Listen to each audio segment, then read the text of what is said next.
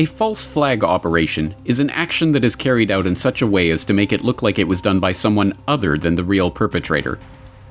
Taking its metaphor from naval warfare, where ships would sometimes fly false flags as a ruse de guerre in order to sneak up on their enemy, its use has been expanded to include military actions, intelligence operations, and even political subterfuge. It is not difficult to see how governments can use this tactic to whip the public into war hysteria against their political enemies. By staging an attack and blaming their opponents, governments can dupe their population into going along with whatever policies they wish to enact in the name of fighting the enemy. It's a childishly simple tactic, but, as we shall see, it has worked for hundreds of years to lead populations into war against targeted groups. For the past 20 years, the world has been in the midst of a so-called war on terror set in motion by a false flag attack of spectacular proportions. And now, the stage is being set for a new spectacular attack to usher in the next stage in that war on terror, the war on bioterrorism. We can't predict when, but given the continual emergence of new pathogens, the increasing risk of a bioterror attack, and how connected our world is through air travel, there is a significant probability of a large and lethal modern-day pandemic occurring in our lifetimes. As the world begins to lose its collective mind over the threat of viruses, the idea that biological agents and infectious pathogens will be the weapon of choice of the terrorists is being seeded in the public imagination.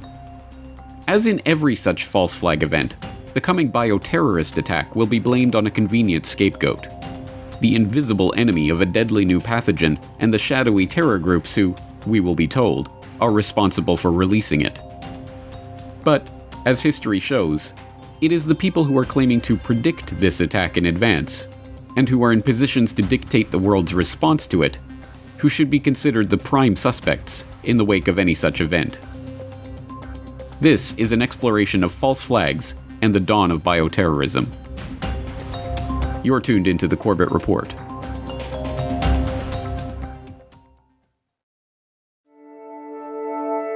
What is a false flag?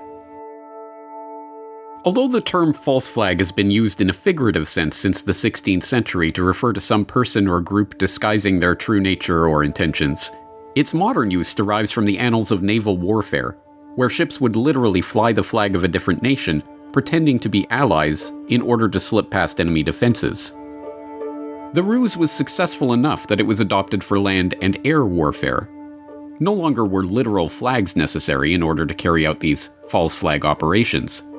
Any use of deception in order to conceal the true origins and perpetrators of an attack could, by extension, be counted as a false flag operation.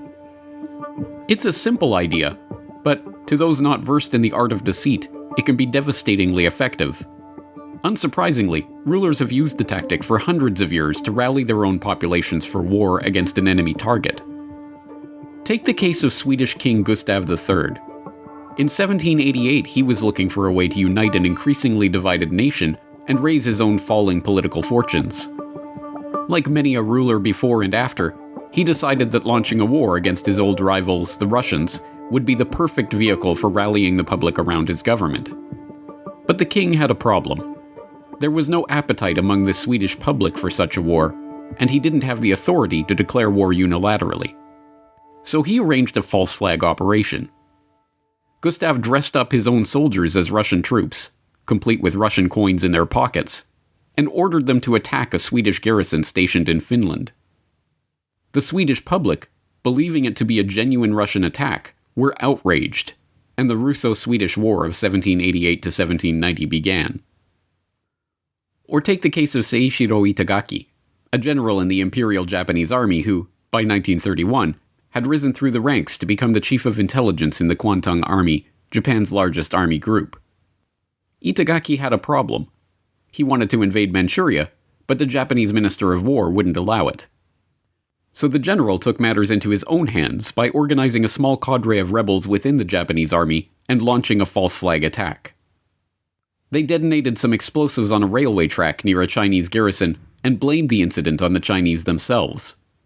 The next day, the Japanese began their attack in response to the Chinese provocation, and Itagaki got his Manchurian invasion. Or take the case of the Manning Memo. This document records the discussions that took place between US President George W. Bush and UK Prime Minister Tony Blair at the White House on January 31, 2003. They were committed to starting a war with Iraq, but they had a problem. They didn't have any actual reason for invading Iraq.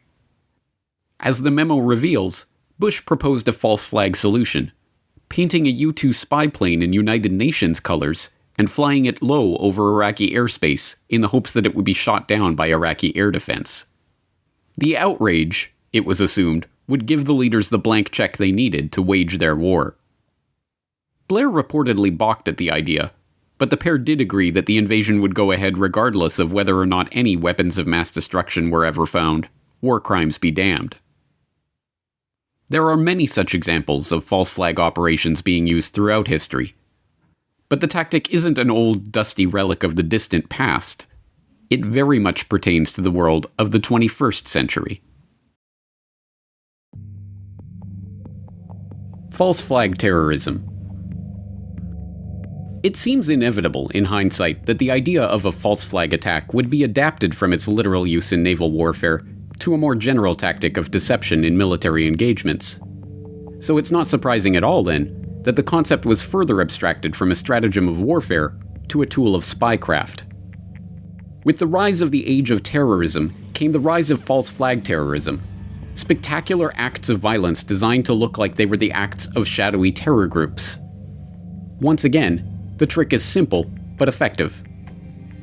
In the early 1950s, the Israelis were concerned that the British would withdraw their forces from the Suez Canal zone, strengthening Egyptian President Gamal Abdel Nasser and his quest to form an alliance against Israel based on pan-Arab nationalism.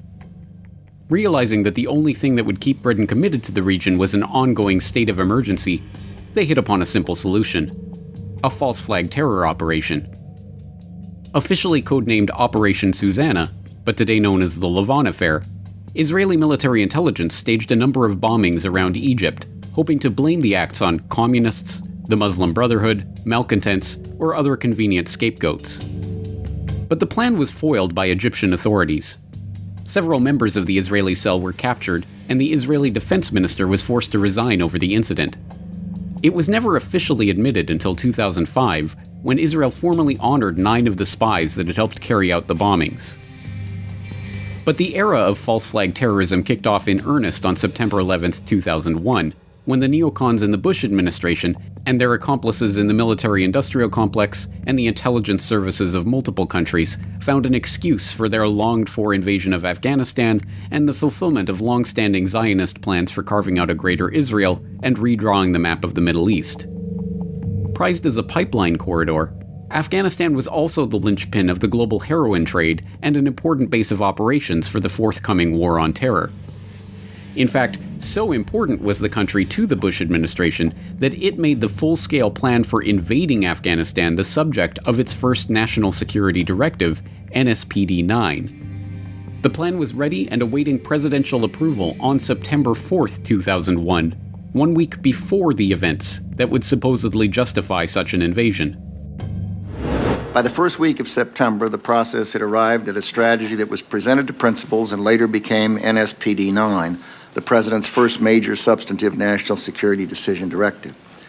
It was presented for a decision by principals on September 4th, 2001, 7 days before the 11th, and later signed by the President with minor changes and a preamble to reflect the events of September 11th in October.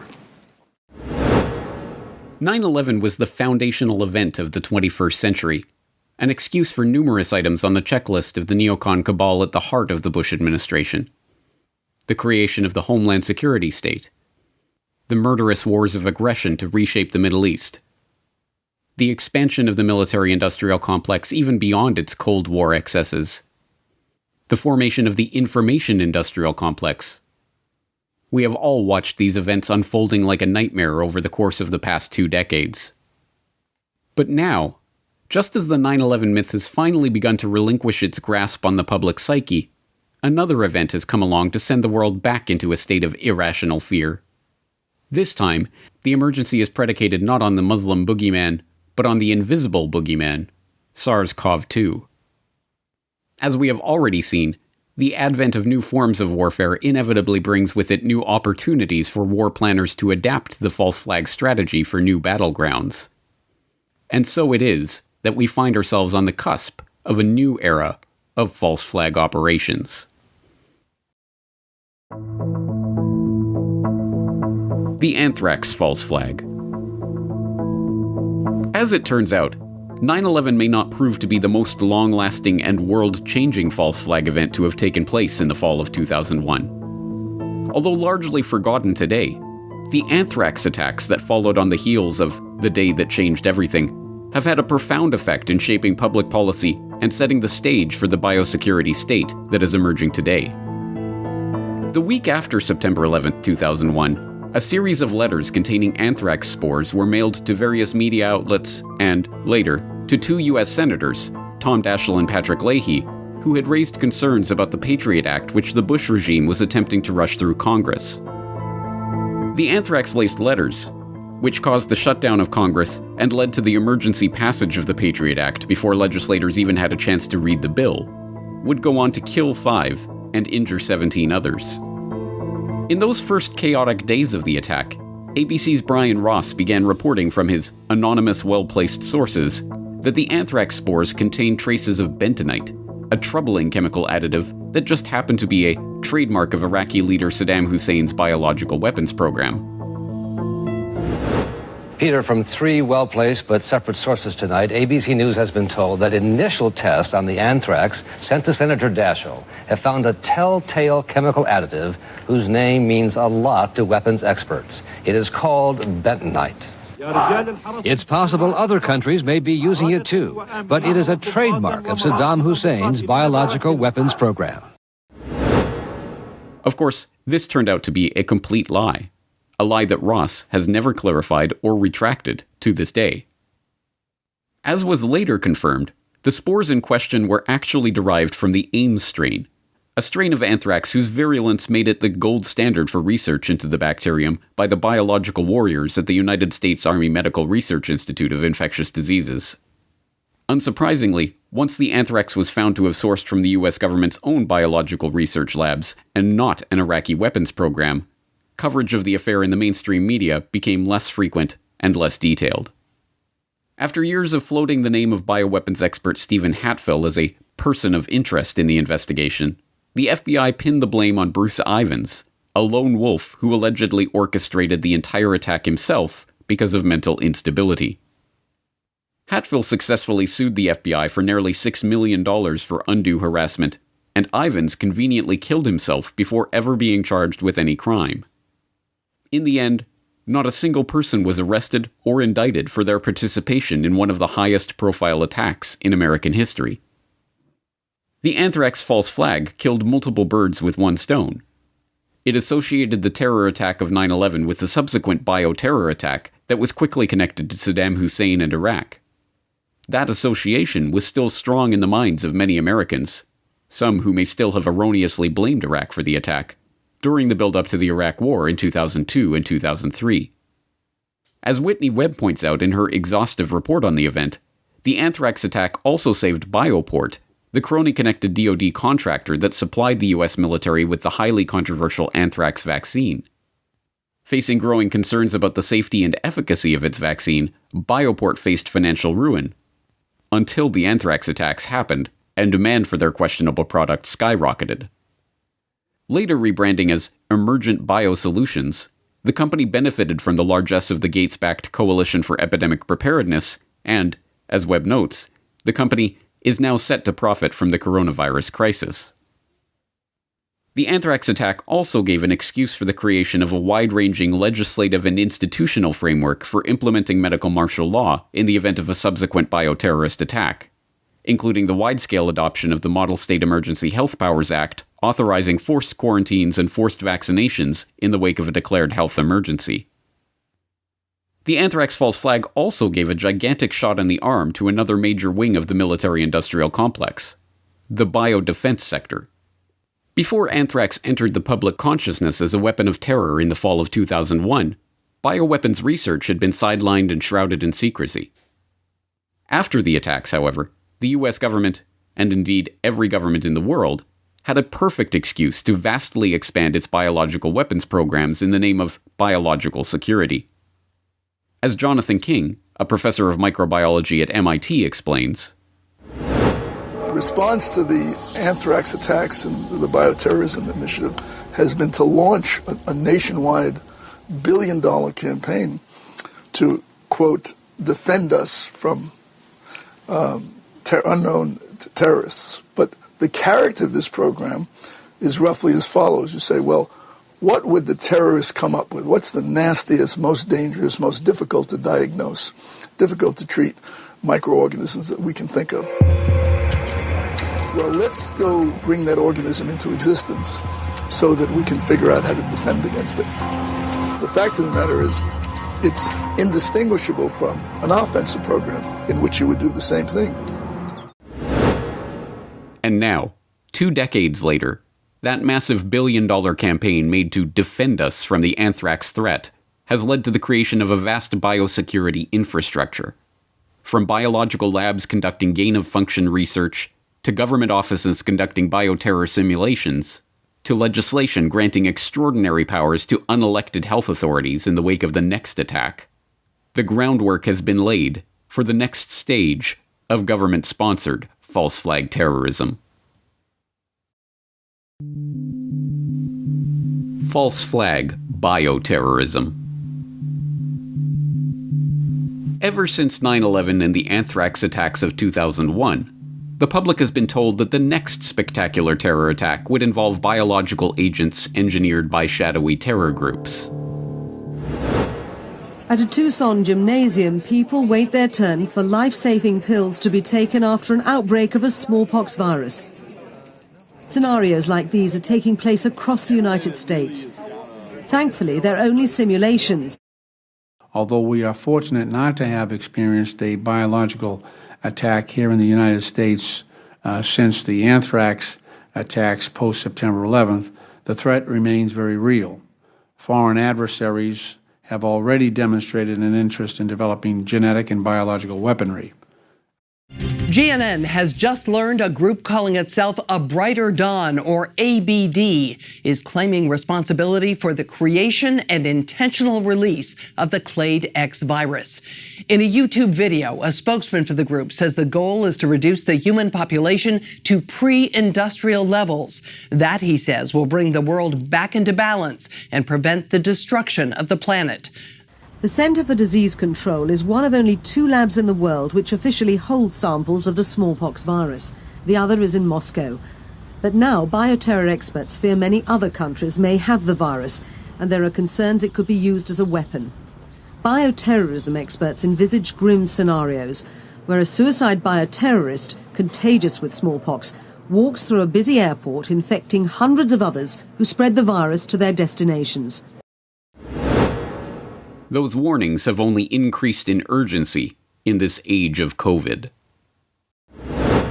We also face a new threat that the next epidemic has a good chance of originating on a computer screen of a terrorist intent on using genetic engineering to create a synthetic version of the smallpox virus or a contagious and highly deadly strain of flu. What else are we not listening to that we need to take action on now? Well, the idea of a bioterrorist attack is kind of the nightmare scenario because they're a pathogen with a high death rate would be picked. There will be likely a resurgence of COVID-19 this fall. It'll be greatly compounded by the challenges of seasonal influenza. Without better planning, 2020 could be the darkest winter in modern history. So we, we'll have to prepare for the next one. That, I'd say is will get attention this time. Statements like these not only implant in the public mind the idea that the next spectacular terror attack is likely to be biological, but that when such an attack occurs, we should immediately pin the blame on the shadowy terrorists who, we will likely be told, cooked the pathogen up in their bioweapons lab in the caves of Tora Bora. But just as anyone with national security experience immediately recognized that 9/11 was not the work of 19 men with box cutters, but in fact bore the hallmarks of a precisely coordinated intelligence operation, so too should the public be aware that those with the means, motive, and opportunity to create and disseminate a globally spreading infectious pathogen are not cave-dwelling terrorists, but well-funded government and military researchers. Although prohibited by the 1972 Biological and Toxin Weapons Convention, the US has, in fact, maintained an illegal and secret germ warfare research program for decades. Long known to insiders, but formally denied by the US government, the existence of the program was confirmed in the pages of the New York Times on September 4, 2001, the same day that the invasion orders for Afghanistan were sent to President Bush for authorization, 1 week before the day that changed everything, and 2 weeks before the beginning of the anthrax false flag. Although the program was downplayed as foolish but not illegal, and portrayed as a defensive program that was largely curtailed in the wake of the end of the Cold War, a groundbreaking 2018 investigation by independent journalist Ilyana Gaitenjeva found that a network of Pentagon-run biolabs in ex-Soviet bloc states continues to this day to produce deadly bacteria, weaponized viruses, and toxins prohibited by the Biological Weapons Convention. But the US is certainly not alone in its multi-billion-dollar quest to develop more deadly, and more precise, biological agents. Britain's program, centered around the research at the UK's secretive Pordendown bioweapon laboratory, included the work of researchers like Vladimir Pesechnik, a microbiologist who had worked on the Soviet germ warfare program weaponizing anthrax and other biological agents before defecting to Britain in 1989. He was hired by the UK government to conduct his own research into anthrax antidotes at Pordendown, and died just weeks after the anthrax attacks took place. Dr. David Kelly, who debriefed Pesechnik after his defection and offered him the job at Pordendown, had told a friend that he was going to write a book exposing what he knew about the bioweapons program, but instead ended up dead on Harrowdown Hill under extremely suspicious circumstances. The Soviets also had an extensive biological weapons research program.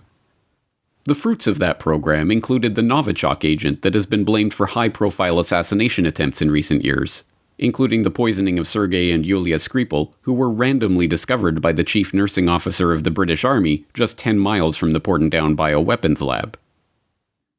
It was even reported by the Sunday Times over 2 decades ago that Israel, which is not a signatory to the Biological Weapons Convention, has worked on developing a biological weapon that would harm Arabs while leaving Jews unaffected. The Israel Institute for Biological Research, where this research was conducted, is a continuation of Hamid Beit, a biowarfare unit in the Israel Defense Force whose founders believed that if microbiology could help in providing the means to establish the Jewish state, so be it. The institute made headlines earlier this year for its groundbreaking research identifying coronavirus antibodies and its subsequent quest to develop an Israeli COVID-19 vaccine. But beyond the secret biological weapons programs, there has been a publicly acknowledged and funded program to weaponize viruses and pathogens that has been ongoing for years. And once again, the threat of bioterrorism has been invoked as a reason for funding this admittedly dangerous research to create the perfect bioweapon. Bioterror there's always the potential for bioterror.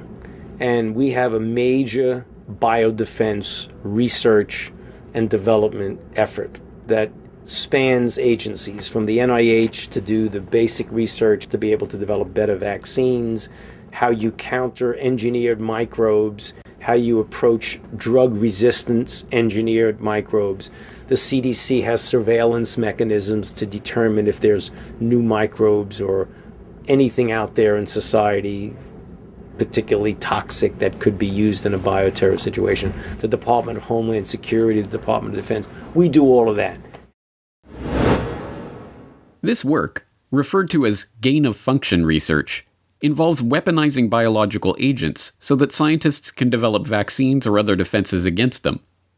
Of course, gain-of-function research is, in its key aspects, identical to an offensive biological weapons program, but is simply framed as a defensive and preventative measure. The work of the researchers in this field has not been without controversy. In 1995, researchers dug up a victim of the 1918 Spanish flu from the Alaskan permafrost in order to resurrect the virus using genetic sequencing.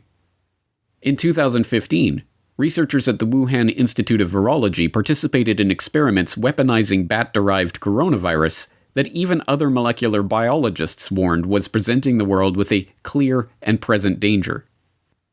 The research even received funding from US aid, which was illegal at the time, as the US had suspended funding for gain-of-function research in 2014. Time and again, those looking at the history of biowarfare are confronted by a key fact. Those who have dedicated their lives to weaponizing pathogens and dreaming up bioterror scenarios aren't the shadowy terrorist biologists in their cave fortress compound, but the government-funded researchers at both secret and public biolabs around the world.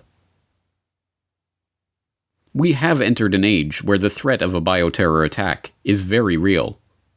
The only question facing the public now is, who are the real bioterrorists? And can we rely on government agencies, their appointed health authorities, and the corporate media to accurately identify those terrorists in the wake of the next spectacular terror attack?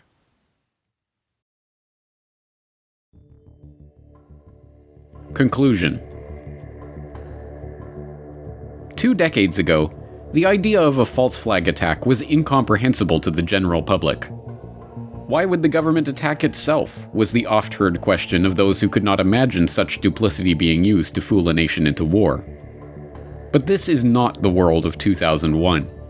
It is 2020, and by now, nearly everyone is familiar with false flag operations.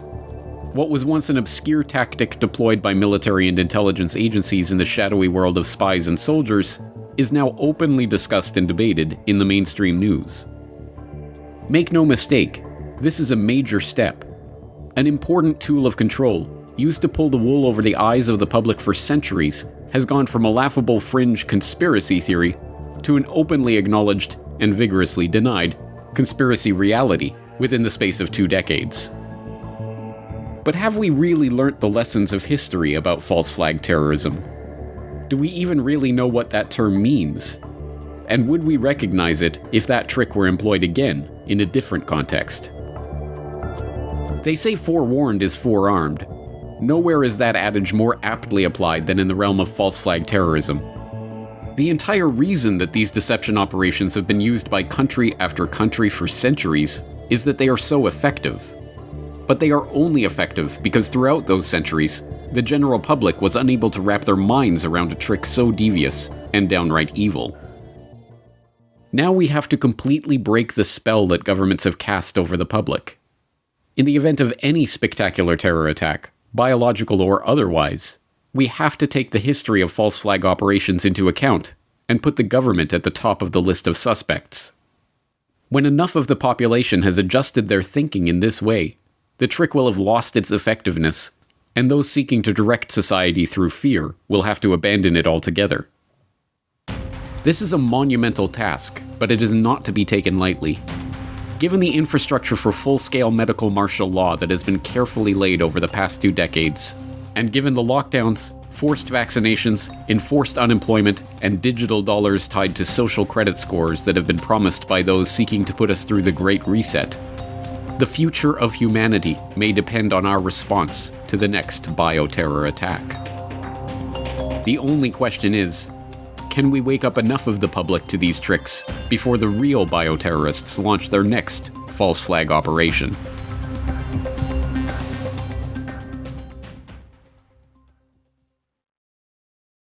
So we'll have to prepare for the next one. That, I'd say is will get attention this time. Mm-hmm.